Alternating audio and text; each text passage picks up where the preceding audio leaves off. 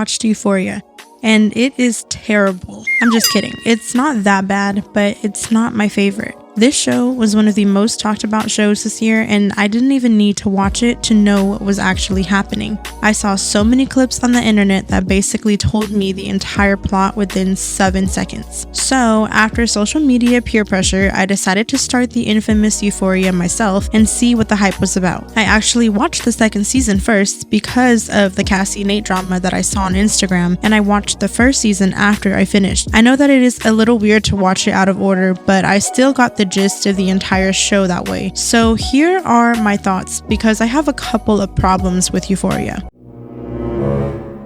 This show is extremely unrealistic.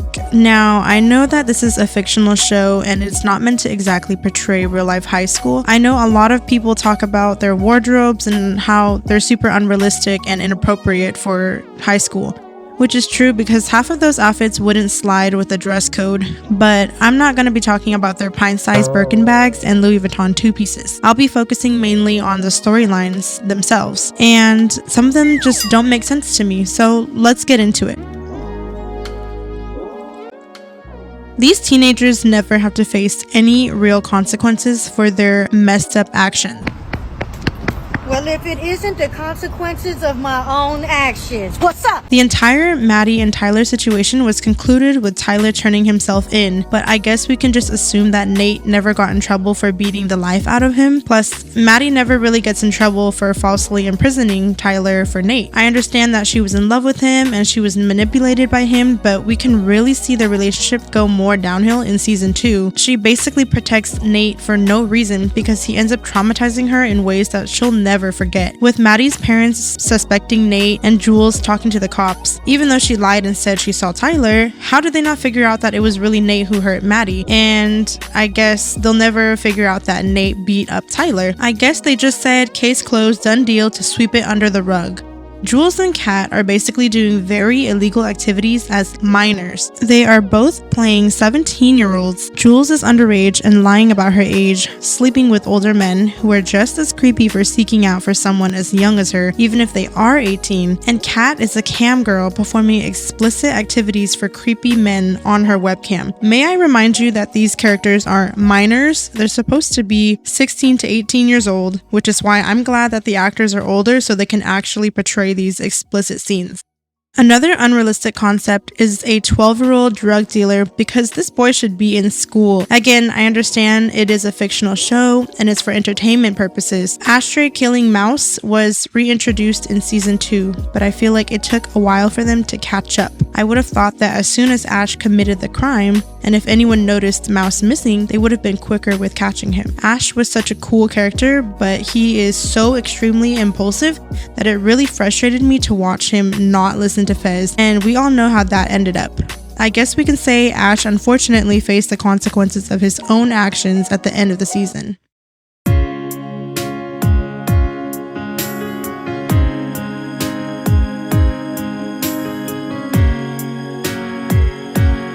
Okay, this is a huge one that has been unanswered and so many Euphoria fans are confused about it. What the hell happened between Rue and Lori? I want to know Lori and her crew's reaction when they woke up and found Rue missing the next morning after they tried to kidnap her. She snuck out so easily and went on about her life like nothing happened. She owes $10,000 to a whole drug lord that has connections and can make her disappear real quick, but that storyline was completely out the window. I thought that Lori and her crew could contact Fez, and I would have thought that they would go after him because of Rue's actions, but we don't really see more of that storyline after she escapes their house. And even during Rue's ending monologue, she mentions that she stays sober throughout the whole year. Stayed clean through the rest of the school year. And it implies that she basically goes back to normal. So I'm wondering if she encountered any other trouble after that. I'm just curious what happened with the whole Lori storyline. I know that Faye tried to frame Lori when she was talking to her boyfriend and Fez about who kills Mouse. So maybe that will be reintroduced in season 3. I don't know, but if anyone has answers, please let me know down below.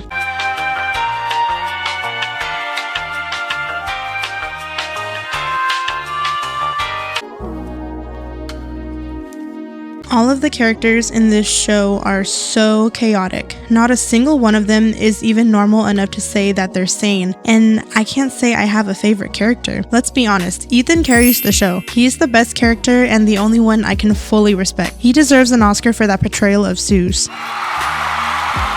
Okay, but honestly, every one of these characters are so complex and they all have their own issues that they're going through. I really appreciate the director's intention to create each episode as their individual storyline so we can really get to understand the characters more. Just like the episode of Nate struggling with his masculinity and sexuality at a young age, and even Cal's own episode. We pretty much get more into depth with the main characters, but here's my problem. Kat literally becomes a secondary character and has no purpose in the show, and her character development was the worst. It is alleged that she got into an argument with the director Sam Levinson, which is why we see less of her in the show, but it doesn't make sense to introduce her strongly and then put a random but aesthetic montage of her dancing in front of her webcam. That's not the way you wrap up a storyline or progress it. How can you include such a powerful scene about the love yourself movement, which pretty much represents how most teens feel during this age of social media, and then just completely erase her character? She had so much going for her with the whole fake self-love struggle and how she couldn't find herself to fully love Ethan because she had her own skeletons to confront first. But instead, they made her gaslight Ethan and break up with him and fade into the background right after that. They did her dirty. Are we just supposed to ignore the fact that it is heavily implied that McKay got SA'd in front of his girlfriend by his frat brothers? We never really revisit this storyline because McKay becomes an extra in the season. I don't even see him after the party episode where Nate is being a weirdo saying sexual stuff about Cassie in his ear. McKay's entire storyline was erased, and I have a ton of questions, and even the actor said so himself. He was even confused as to why his own character didn't have more depth. McKay had a whole segment about his childhood and upbringing, which if a character is introduced like that, it kind of implies that they're going to be in more scenes and seasons, right? Well, maybe it's because he and Cassie broke up and he's attending college, so he's not really a part of all of that mess, but I could be wrong. Nate is just...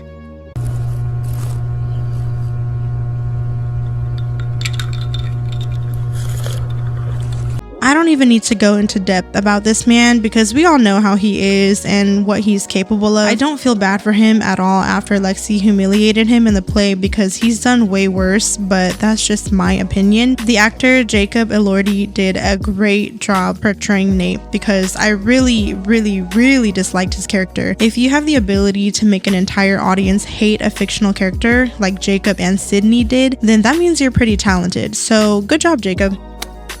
I'm not going to go too in-depth about these characters because I want to make a character analysis video about each of them, but I'll briefly say my thoughts about each. Cassie had one of the worst character developments ever. She was so unlikable in season 2 that it was almost unbelievable how her character just derailed like that. Maddie, listen.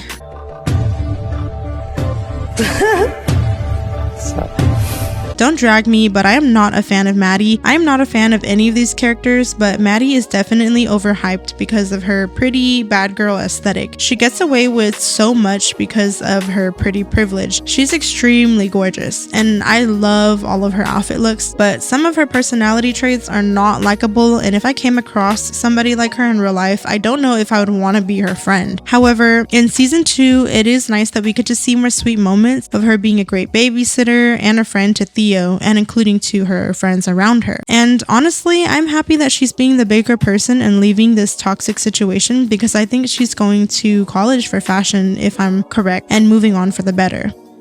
Rue is supposed to be the main character, and she starts to become a secondary one in the second season. A lot of the other storylines start to overshadow hers, and I don't really see her as being the main character as it is supposed to be. I feel as though the writing got so messy trying to focus on introducing new storylines and characters like Elliot, while trying to wrap up ones like Cal's tape and Maddie, Cassie, and Nate's love triangle. Notice how the main plot was focused on the Maddie, Cassie, and Nate drama. We got to see a couple of good moments of Lexi and Fez's relationship develop, but we're still left with a bit of mystery for season 3. I loved that Lexi and Rue's friendship kind of rekindled in the end, and with the play, I wonder if that was Lexi's way of expressing her feelings to Rue. I do want to see more of Gia and even the relationship between Rue and Ali and Ethan next season as well.